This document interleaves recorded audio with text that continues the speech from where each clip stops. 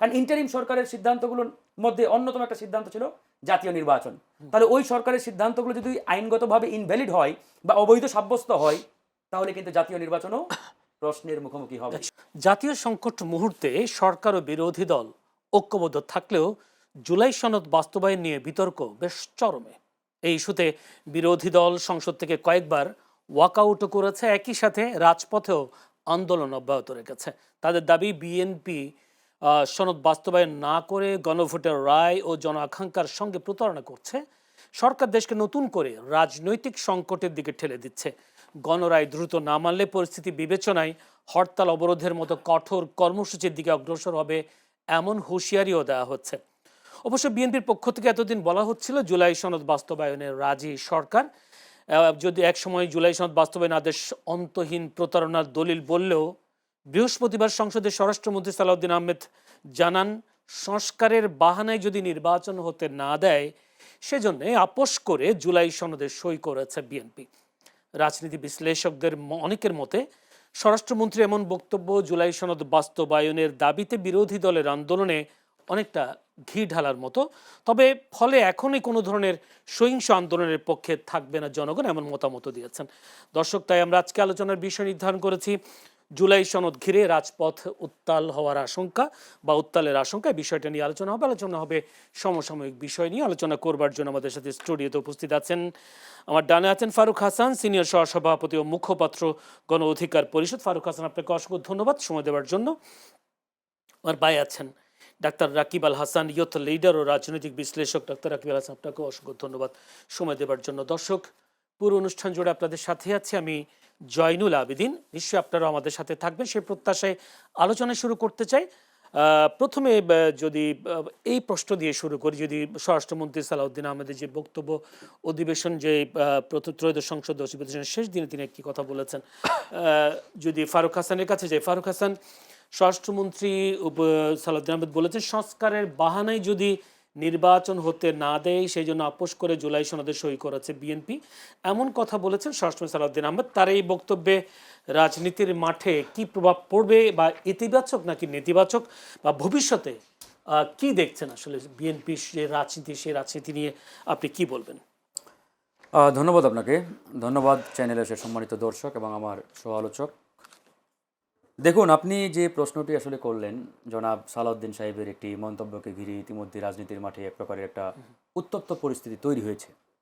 এখন বুঝতে হবে জনাব সালাউদ্দিন সাহেব একজন ব্যক্তি সালাউদ্দিন কিন্তু নন।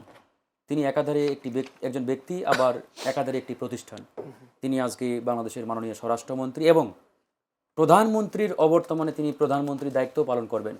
কার্যত পক্ষে রাজনৈতিক মহলে এরকম আলোচনাও রয়েছে যে তিনি অনেকাংশেই প্রধানমন্ত্রীর দায়িত্ব পালন করছেন। তো সেই জায়গা থেকে ব্যক্তি সালাউদ্দিনের মুখ দিয়ে যে বক্তব্যটি ইতিমধ্যে রাজনীতির মাঠে আসছে, এটা স্রেফ শুধুমাত্র একটি বক্তব্য নয়, এটা গভীর একটি মেসেজ হিসাবে রাজনীতির মাঠে কিন্তু তিনি ছেড়েছেন বা আসছে। তো সেই জায়গা থেকে আমরা যদি তার এই বক্তব্য ধরে সামনের দিকে আগাই, তাহলে তিনি আসলে কি বলতে চান। তিনি জাতীয় সংসদের মতো একটি জায়গায় দাঁড়িয়ে যখন বললেন যে আমরা এই আশঙ্কায় ছিলাম বা আমরা মনে করেছিলাম যে নির্বাচন নাও হতে পারে বা দিতে না পারে, এই আশঙ্কায় আমরা ওই সময় রাজি হয়ে গেছি, মানে এটা তো পরিষ্কারভাবে জনগণের সাথে এক প্রকারের প্রতারণা বা ছলচাতুরি আমি মনে করি। কারণ আপনার মতো ব্যক্তি, আপনার মতো একজন দায়িত্বশীল ব্যক্তি কখনোই এরকম মন্তব্য করতে পারেন না, বা এরকম যদি আপনারা করেও থাকেন এটা তো একবারে স্রেফ প্রতারণা জনগণের সাথে, যে আপনারা এক প্রকারের জনগণকে ধোঁকা দিয়েছেন, ধোঁকার মধ্যে ফেলেছেন। মানে আপনারা জনগণকে ভোট নেওয়ার জন্য, ক্ষমতায় আসার জন্য বলেন যে আমরা গণভোটের পক্ষে, আমরা জুলাই সনদের পক্ষে। যখনই জনগণ আপনাদের এই কথার উপরে আস্থা রেখে, ট্রাস্ট রেখে আপনাকে ভোটটা দিল, ক্ষমতায় নিয়ে আসলো, এখন আপনি বলছেন যে না আমরা গণভোটের পক্ষে না। What is this? একই ব্যক্তি জনাব সালাউদ্দিন সাহেব জাতীয় ঐক্যমত্য কমিশনের বৈঠকে কী বলেছিলেন জানেন? যে গণভোট এটি এমন একটি জনগণের সার্বভৌম রায়, এই রায়কে অ্যাভয়েড করা, বাইপাস করার কোনো এখতিয়ার, কোনো অধিকার কোনো পার্লামেন্টারিয়ানের হবে না। ভবিষ্যতে কোনো সংসদ এই সার্বভৌম রায়কে বাতিল করতে পারবে না, করার কোনো সুযোগ নেই। আমার সামনে বলেছিলেন, আমি জাতীয় ঐক্যমত্য কমিশনের বৈঠকে গণ অধিকারের প্রতিনিধি ছিলাম, তিনি বিএনপি থেকে প্রতিনিধিত্ব করছিলেন। সে একই ব্যক্তি আজকে নির্বাচিত হওয়ার পরে তার মুখের টোন, ভাষা কিন্তু পরিবর্তন হয়ে গেছে। এখন আসলে কেন পরিবর্তন হয়েছে? আসবো। এখন দেখেন প্রবলেমটা কোথায় জানেন? এই যে জুলাই সনদ, গণভোট, এটা নিয়ে অনেক আলোচনা। আমরা আইনগত দিক দিয়ে আলোচনাটা করলে আলোচনা আরেক লাইনে চলে যাবে, আমি ওদিকে যদি নাও যাই। দেখেন আমরা কিন্তু ওই সময় একটা কথা বারবার বলেছি যে ইন্টারিম সরকার যে কায়দায়, যেই ফরম্যাটে যে পরিবেশের মধ্য দিয়ে আসছে, এই সরকার যদি ভবিষ্যতে আইনি ভিত্তি না পাই, এই সরকারের যদি প্রাতিষ্ঠানিক লেজিটিমেসি আমরা না দিতে পারি, তাহলে এই সরকারের যে লেজিটিমেসি এটা চ্যালেঞ্জের মুখে পড়বে ভবিষ্যতে। এই আশঙ্কাটা আমরা অসংখ্যবার করেছি এবং ওই আশঙ্কা থেকেই মূলত এই গণভোটের যে ধারণা বা গণভোটের যে মানে চিন্তা, এই চিন্তাটা কিন্তু আসছে ওই এবং আশঙ্কাতে গণভোট না। আসছে এবং ওই জুলাই সনদ গণভোট প্যারালালি আমি বলছি।